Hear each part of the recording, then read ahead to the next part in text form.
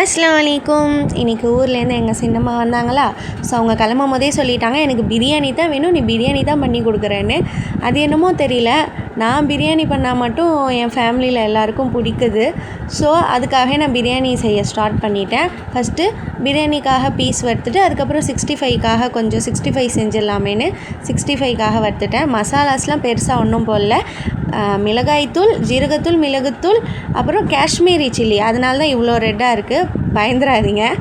அதுக்கப்புறமா சட்டி வச்சுட்டு அதில் பட்டை, கிராம்பு, ஏலக்காய், பச்சை மிளகா, வெங்காயம் போட்டு நல்லா வதக்கி விட்டுட்டு, ப்ரௌன் ஆனதுக்கப்புறமா தக்காளி போட்டு வதக்கி விட்டுட்டு, இஞ்சி பூண்டு பேஸ்ட்டு ஒரு 3 ஸ்பூன் போட்டுக்கிட்டேன். அதுக்கப்புறம் மிளகாய்த்தூள் 1 ஸ்பூன், மிளகுத்தூள் 1/2 ஸ்பூன், ஜீரகத்தூள் 1/2 ஸ்பூன் போட்டு நல்லா வதக்கி விட்டுட்டேன்.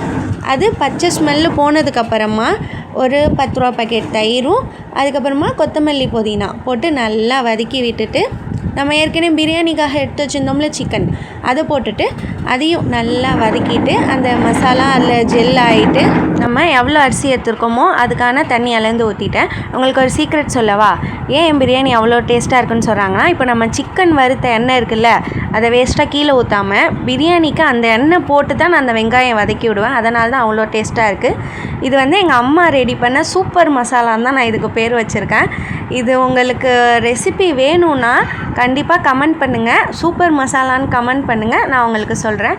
அப்புறம் கொத்தமல்லி, புதினாலாம் மேலே போட்டுட்டு மூடி வச்சுட்டேன், தம் போட்டுட்டேன். அப்புறம் சிக்கன் 65 வறுத்துட்டு நல்லா சூப்பராக கார்னிஷ் பண்ணிவிட்டு நாங்கள் எல்லோரும் சேர்ந்து உட்காந்து தான் சாப்பிட்டோம். சாப்பிடும்போது சூப்பராக இருக்குது, செம்மையாக இருக்குதுன்னு சொல்லிகிட்டே இருந்தாங்க சின்னம்மா. அதுக்கப்புறமா அவங்க எனக்கு கோன் போட்டு விடுந்தாங்களா, அவங்களுக்கு சிம்பிளாக கோன் போட்டு விட்டேன். சப்ஸ்கிரைப் பண்ணாமல் பார்க்குறீங்கன்னா சப்ஸ்கிரைப், லைக் பண்ணிக்கோங்க. அதுக்கப்புறமா அவங்க கிளம்பிட்டாங்க. அவ்வளோதான்.